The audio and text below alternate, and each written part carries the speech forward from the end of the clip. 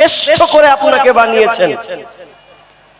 সূরা ৩ আয়াত নাম্বার ৪, লাকাদ খালাকনাল ইনসানা ফি আহসানি তাকওয়িম। আল্লাহ তাআলা আমাদেরকে এই মানুষকে সুন্দর অবয়ব বা সুন্দর গঠন দিয়ে আমাদেরকে তৈরি করেছেন, যা বিকল্প অন্য কোনো সৃষ্টির নাই। তা আল্লাহ তাআলা আমাদেরকে নাম দিয়েছেন আশরাফুল মাখলুকাত, কিন্তু এটা কোরআন ঘেটেছেন আশরাফুল মাখলুকাতের পাশাপাশি আবার আল্লাহ আমাদেরকে বলেছেন নিকৃষ্ট পশু।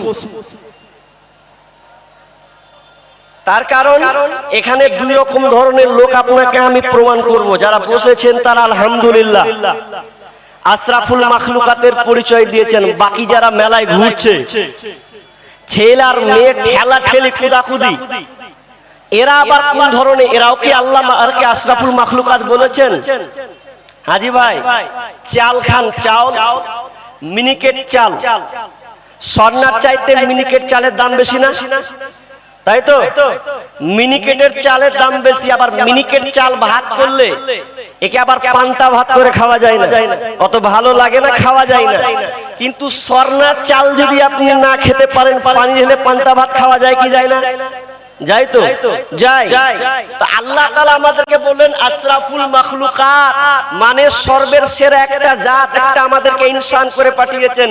আবার আল্লাহ সূরা আরাফে 179 নম্বর আয়াতে বলছেন ওয়ালাকাদ জারানা লিজাহান্নামা কাসীরাম মিনাল জিন্নি ওয়াল ইনস লাহুম কুলুবুল লা ইয়াফকাহুনা বিহা ওয়া লাহুম আ'য়ুনুল লা ইবসিরুনা বিহা ওয়া লাহুম আযানুল লা ইয়াসমাউনা বিহা উলাইকা কাল আনআম বাল হুম আযাল।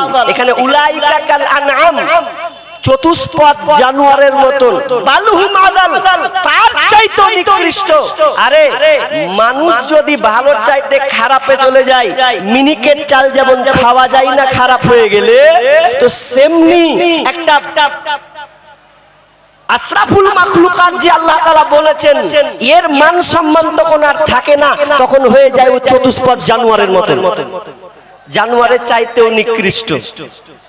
আজকে এত সুন্দর গ্যাদারিং জালসা, এত প্যান্ডেল করেছেন, তার উপরে আমি রাস্তায় আসলাম, বাইক নিয়ে আসা যায় না, একজন ভাইয়ের বাইকে চড়ে আসলাম, এত ভিড়, আর পিক পিক বাজাতে মনে হচ্ছে অনেকক্ষণ লাগছে। কি বলবেন? আপনার মুসলমান দাবি করছে আমরা ইমানদার, অথচ মক্কার মুশরিক। আপনারা এখানে জালসা করতে বসেছেন, জানি না কত লোক আছেন, কিন্তু তার চাইতে 3 গুণ বাইরে আছে, 3 গুণ বাইরে আছে। কে আছে? আপনার বোন, না হয় আপনার বিবি, না হয় আপনার মেয়ে, না হয় আপনার ভাগ্নি ভাতিজা, একে একে ঠেলাটালি করে ঘুরছে। একটা কথা বলি, কষ্টের কথা, মক্কার মুশরিক, মক্কার মুশরিক একজন ব্যক্তি, তার মধ্যে কতটুকু যে গায়রাত ছিল, ও বলছে যে আমি উটকে বিক্রি করব। উট বিক্রি করতে গিয়ে ভাবছে উট আর বিক্রি করব না, জবাই করে দিব। একজন বলছেন ভাই প্রায় তো 50 লাখ 1 লাখ টাকা দাম হবে উটটার দাম, আপনি বিক্রি করলে 1 লাখ টাকা পাবেন তো, তো বিক্রি করছেন না কেন? বলছে বিক্রি করতাম কিন্তু করব না। কেন করব না? ওর গায়রাত দেখেন, একজন মুশরিক ব্যক্তির গায়রাত। আপনার আমার তো গায়রাত বলে কিছুই না, উঠে গেছে। কাটবো না এই জন্য যে উটের পিঠে আমার মেয়ে চড়েছে, আমার বিক্রি করব না এই জন্য আমার মেয়ে চড়েছে, আমার বিবি চড়েছে। আর আমি যদি উটটাকে বিক্রি করে দিই তাহলে ও চাপবে, দিয়ে ও আর কেউ চাপবে, তো আমার একটা পেস্টিকে লাগছে না, আমি এটা উট বিক্রি করব বিসমিল্লাহ, বরং এটাকে আমি কেটে দিব, এর থেকে মাংস বিক্রি করবো, ওই ভালো। একজন মুশরিক ব্যক্তি বলছেন যে আমি উট বিক্রি করে দিব, বিক্রি করব না, জবাই করব। কেন? উটের পিছে আমার মেয়ে চড়েছে, আমার বিবি চড়েছে। আর আমরা সেই মুসলমানের বাচ্চা, আপনি জালসা শুনতে এসেছেন, আপনার মেয়ে দেখেন ঘুরছে বাজারে, আপনার বোন রাস্তাতে এখনো ঘোরাঘুরি করছে, ও প্যান্ডেলের তলা নাই, আপনি খোঁজ করেন নাই, নাই না তো ওগুলো কার মেয়ে? গায়রাত বলে আপনার কিছু আছে? আপনি বাড়ি থেকে যখন বের হয়েছেন তখন বলেছেন যে খবরদার জালসা শুনতে যাচ্ছিস যা, যদি রাস্তার আজরে পাঁজরে দিয়ে ওখানে তোকে খতম করে দেবো। এই কথা যদি আপনি বলতেন তোর সাহস ছিল না বের হওয়ার। আমাদের গায়রাত বলে কিছু নেই, আসলে ইমানে আমাদের পোকা লেগে গেছে। আমরা বলছি ইমানদার, কেমন ইমানদার? মুখে বললে ইমানদার বলা যায় না, আল্লাহর এই উত্তর দিচ্ছেন। মুখে তুমি বলবে ইমানদার, ওটা শুনবো না। সূরা আনকাবুত 3 নম্বর সূরা, চলেন আমরা 3 নম্বর আয়াত, সে আয়াতটাই কি? আজকে আমার আলোচ্য বিষয় পরীক্ষা, আল্লাহর পরীক্ষা, খুবই ইম্পর্টেন্ট একটা বিষয়। আল্লাহর পরীক্ষা, পরীক্ষাতে কি হয়? পাস হয় এবং ফেল হয়। পাস ফেল, ইজ্জত বেইজ্জত দরজাত, তিনটা জিনিস নিয়ে হচ্ছে পরীক্ষা। আপনাকে 1 ঘন্টা অন্তত মন দিয়ে শুনতে হবে, তারপরে অন্য কথা। আল্লাহ তাআলা কি বলছেন? বিসমিল্লাহির রহমানির রহিম। أحسب الناس أن يتركوا أن يقولوا آمنا وهم لا يفتنون। রব্বুল আলামিন বলছেন, আহসিবান নাসু আইয়ুতরাকু, তোমাদেরকে ছেড়ে দেওয়া হবে। আহসিবান নাসু আইয়ুতরাকু, আইয়াকুলু আমান্না, তোমরা ঈমান এনেছি বলছো, তোমরা ঈমান এনেছি বলছো, আর তোমাদেরকে ছেড়ে দেওয়া হবে, এমনটা নয়। তোমাদেরকে পরীক্ষা করা হবে না, এমনটা নয়। আল্লাহ বলছেন, তোমরা নিজে মুখে বলছো আমরা ঈমানদার, আল্লাহ বলছেন শুনবো না। তুমি যে ঈমানদার, এটা তোমাকে আগে আমি যাচাই বাছাই করব, আগে তোমাকে আমি পরীক্ষা করব, আর পরীক্ষা করার পর তোমাকে বোঝা যাবে তুমি ঈমানদার না তুমি বেঈমান।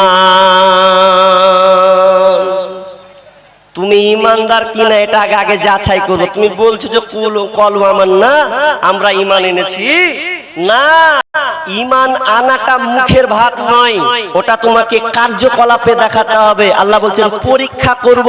তারপর পৃথিবীতে আল্লাহ যত নবী রাসূল পাঠিয়েছেন, পৃথিবীর বুকে সবচাইতে নবী রাসূলদেরকে সবচাইতে বেশি পরীক্ষা করেছেন, সবচাইতে বেশি পরীক্ষার সম্মুখীন হতে হয়েছে নবী এবং রাসূলদেরকে।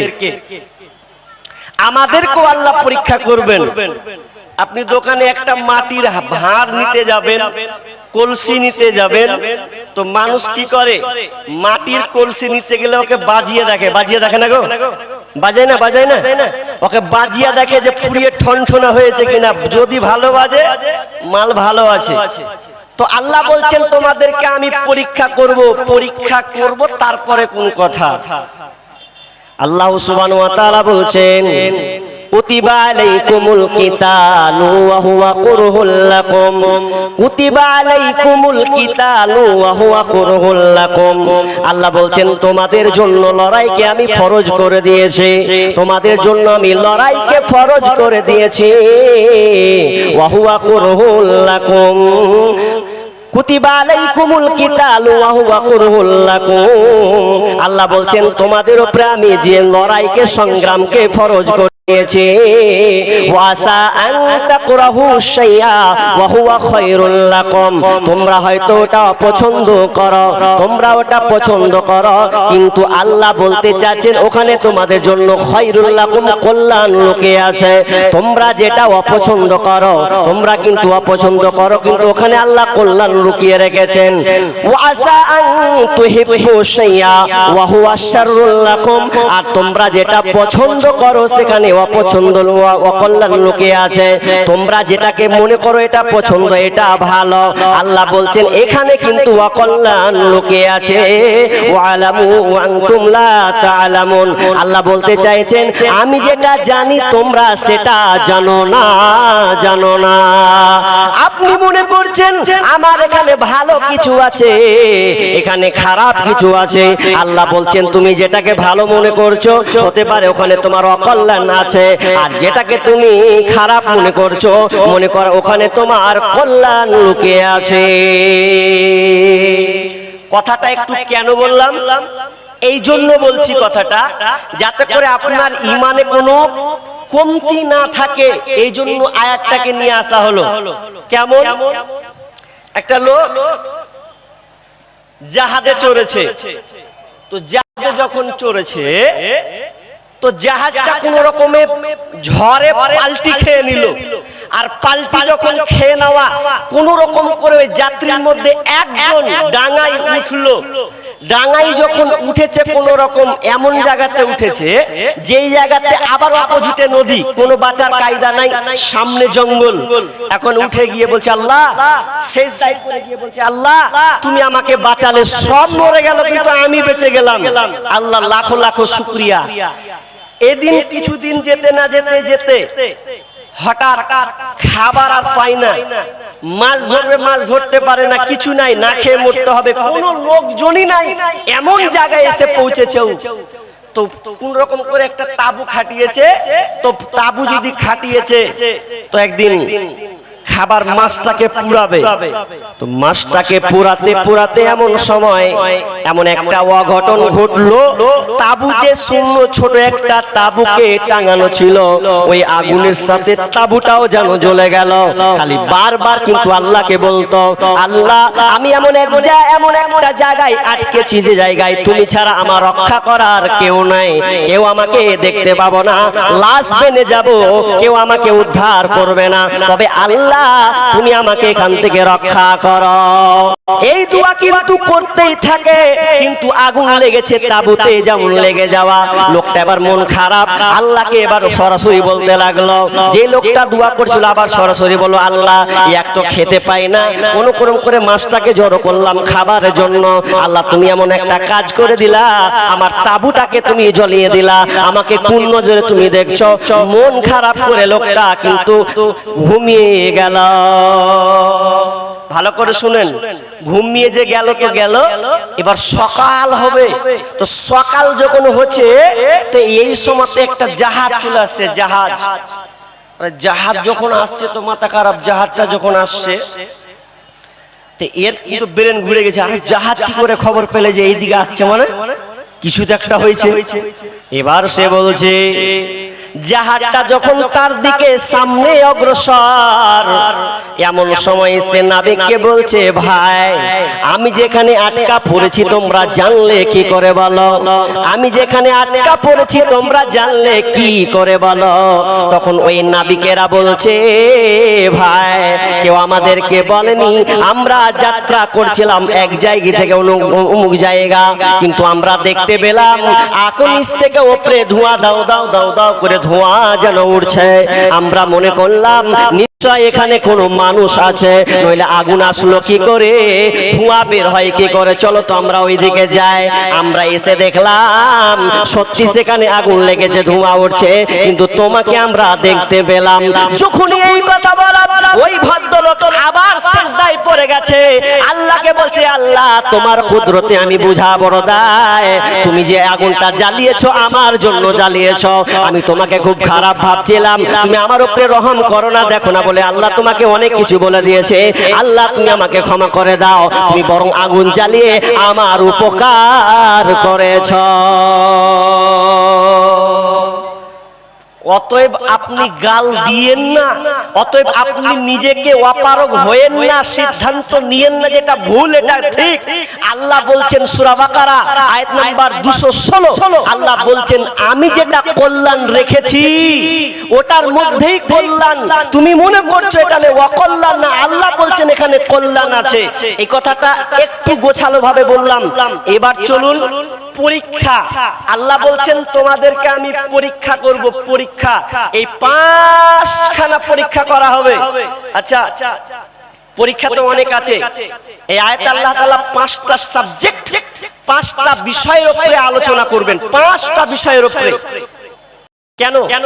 শিক্ষক যখন ছাত্ররা বলে স্যার আমাদের সামনে মাধ্যমিক পরীক্ষা, আপনি আমাদেরকে সাজেশন দেন, সিলেবাস এমন ভাবে দেন, ভেরি ভেরি ইম্পর্টেন্ট যে কোশ্চেন গুলো আছে ওই কোশ্চেন গুলো আমাদেরকে দেন, কারণ বই তো মোটা, এত কি পড়া যায়, যেগুলো ইম্পর্টেন্ট কোশ্চেন সেই প্রশ্নগুলো আমাদেরকে লিখে দেন, তাহলে আমাদের খুব সহজ হবে, তাই না? পরীক্ষার নিয়ম তো এটাই। তো আল্লাহ বলছেন আমি তোমাদেরকে বেছে চুঙে চুঙে 5টা প্রশ্ন করব, 5টার উপরে তোমাদেরকে আমি সম্মুখীন করব, পরীক্ষার সম্মুখীন। এই 5টা বিষয়ে তোমাদেরকে কি করতে হবে? পাস হতে হবে। সময় নাই বলে আস্তে আস্তে চলি। 1 নাম্বার কি কি কি পরীক্ষা? আসলে আল্লাহ তাআলা আমাদেরকে দুনিয়াতে পরীক্ষা করার জন্যই পাঠিয়েছেন। দলিল আল্লাহ তাআলা সূরা আম্বিয়া 35 নম্বর আয়াতে বলছেন, কুল্লু নাফসিন যায়িকাতুল মাউত ওয়া নাবলুকুম বিশ-শাররি ওয়াল খায়রি ফিতনা ওয়া ইলাইনা তুরজাউন। রব্বুল আলামিন বলছেন, প্রত্যেক প্রাণীকে মৃত্যুর স্বাদ গ্রহণ করতে হবে। যার মধ্যে আত্মা আছে, কেউ নাই যে মারা যাবে না, সবাইকে মরতে হবে। তারপর আল্লাহ বলছেন, তোমাদের জন্য আমি মওত এবং হায়াত যে দিয়েছি, মওত এবং হায়াত